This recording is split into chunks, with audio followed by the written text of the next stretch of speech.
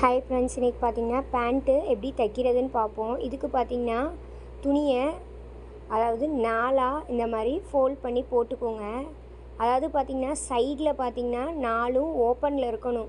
நமக்கு சைடில் நமக்கு எதுப்புற பார்த்திங்கன்னா ரெண்டு துணி தனியாக இருக்கும், ஒன்று ஃபோல்டிங் பண்ணியிருக்கும். நம்ம உக்காந்துருக்க சைடு பார்த்திங்கன்னா 2 மடிப்பாக 2 ஃபோல்டிங் இருக்கணும்.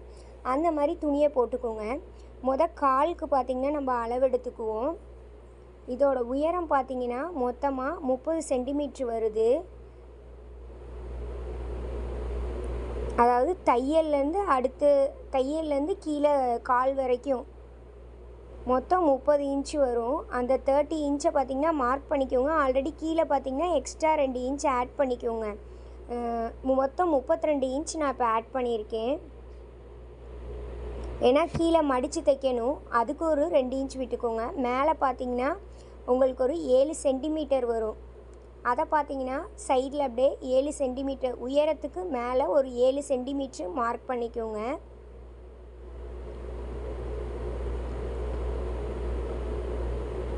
நெக்ஸ்ட்டு இப்போ கீழே அந்த கால் நம்ம ரவுண்டாக அடிக்கணுமில்ல, லெக் ரவுண்டு, அதுக்கு பார்த்திங்கன்னா 2 சென்டிமீட்ரு மார்க் பண்ணியிருக்கிறேன். அதை இப்போ ஸ்கேல் வச்சு அளந்துக்கிறேன். அந்த 30 சென்டிமீட்டருக்கும் அந்த 8 சென்டிமீட்டருக்கும் உள்ள கேப்பில் ஒரு கோடு ஒன்று வச்சுக்கோங்க. லைன் ஒன்று இந்த மாதிரி மார்க் பண்ணிக்கோங்க.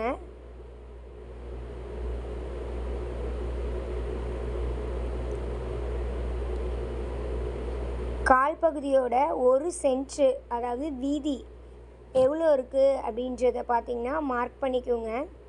மொத்தமாக பார்த்திங்கன்னா இப்போ இன்ச் டேப் வச்சு எனக்கு அளந்து பார்க்குறேன் அப்படின்றப்ப 20 சென்டிமீட்ரு வருது. பட் உங்களுக்கு எவ்வளோ வீதி இருக்கோ அதை ஃபுல்லாகவே நீங்கள் எடுத்துக்கோங்க. அப்போ தான் சைடில் இந்த ஃப்ளீட்ஸ் வைக்கிறப்போ உங்களுக்கு கரெக்டாக இருக்கும். பார்த்திங்கன்னா இப்போ 20 சென்டிமீட்ரு வச்சு நான் மார்க் பண்ணிக்கிறேன். எனக்கு இருக்கிறதே அவ்வளோதான் இருக்குது. உங்களுக்கு எக்ஸ்ட்ரா இருந்தால் எடுத்துக்கோங்க. சைடில் ஃப்ளீட்ஸ் வைக்கிறப்போ உங்களுக்கு அழகாக தெரியும். நெக்ஸ்ட்டு பார்த்திங்கன்னா உங்களுக்கு கிராச் பாயிண்ட் பார்த்திங்கன்னா எவ்வளோ இருக்குது அப்படின்றத பார்த்துக்கோங்க. 8 இன்ச் இருக்குது. அதை இந்த சைடில் அப்படியே கிராச் பாயிண்ட்டை மார்க் பண்ணிக்கோங்க.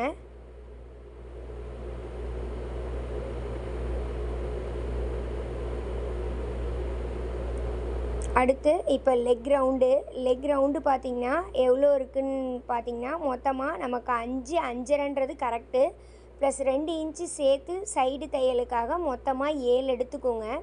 கரெக்டாக இருக்கும். இப்போ 7 சென்டிமீட்ரு வச்சு நான் அந்த இடத்த அப்படியே மார்க் பண்ணிக்கிறேன். இந்த துணியில் பார்த்திங்கன்னா எனக்கு சரியாக மார்க் பண்ணது தெரியல.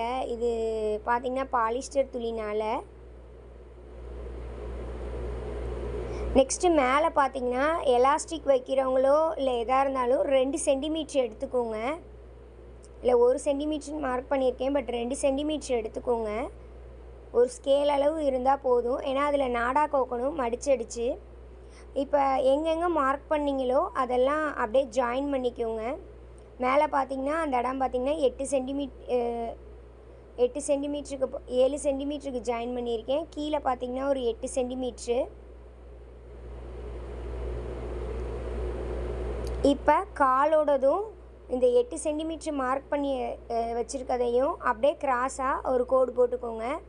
ஃபஸ்ட்டு ஒரு லைன் போட்டுக்கோங்க. அப்புறம் தையலுக்காக 1 இன்ச்சு விட்டு அடுத்த லைன் ஒன்று மார்க் பண்ணிக்கோங்க.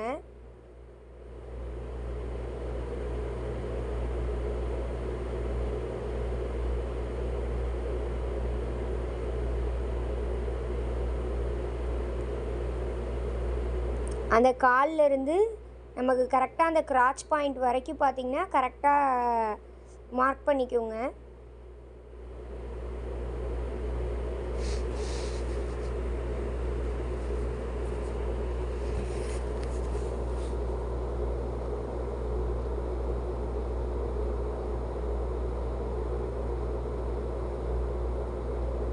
அந்த இடத்த இப்போ கிராச் பாயிண்ட்லேருந்து கால் பகுதிக்கு வர இடத்த லைட்டாக வளைச்சி எடுத்துக்கணும். நேராக கோடு போட்டு அப்புறம் லைட்டாக மார்க் பண்ணி வளைவாக எடுத்துக்கோங்க, ஷேப் பண்ணி எடுத்துக்கோங்க.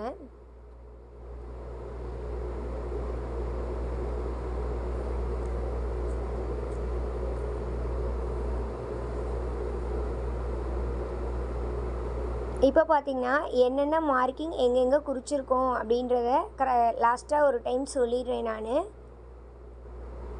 பார்த்திங்கன்னா இது மொத்த வீதி 20 சென்டிமீட்ரு.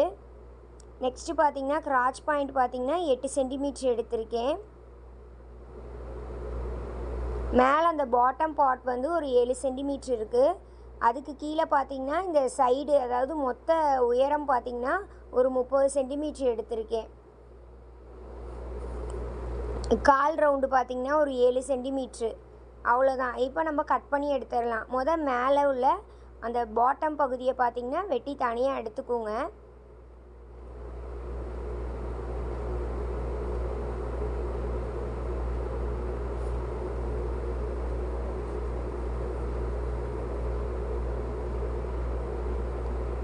நெக்ஸ்ட்டு பார்த்திங்கன்னா கால்லேருந்து கிராச் பாயிண்ட் வரைக்கும் கரெக்டாக கட் பண்ணி எடுத்துக்கோங்க. இது ஓரளவுக்கு பார்த்திங்கன்னா குட்டையாக இருக்கவங்களுக்கு பார்த்திங்கன்னா இப்படி எடுக்கலாம்.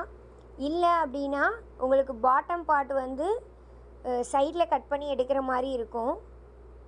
இப்போ கால்லேருந்து அந்த கரெக்டாக கிராச் பாயிண்ட் வரைக்கும் கட் பண்ணி வளைவாக எடுத்துக்கோங்க.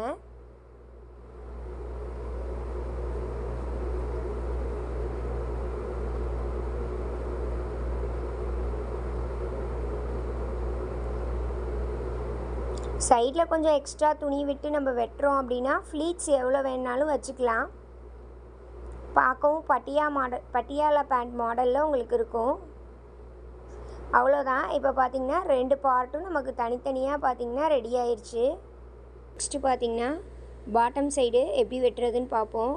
அதுக்கு பார்த்திங்கன்னா துணியை அப்படியே ஃபோல்ட் பண்ணி நம்ம கட் பண்ண துணியை அப்படியே ஃபோல்ட் பண்ணி 2ஆக இந்த மாதிரி மடித்து போட்டுக்கோங்க. போட்டதில் ஓரத்தில் பார்த்திங்கன்னா ஃபோல்டிங் சைடு இருக்கணும்.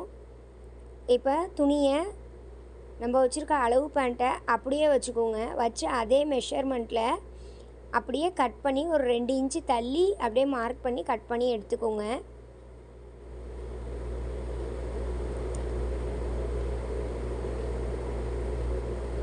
கட் பண்ணி எடுத்துக்கிட்டிங்கன்னா பாட்டம் பார்ட்டும் நமக்கு பார்த்திங்கன்னா ரெடி ஆயிரும்.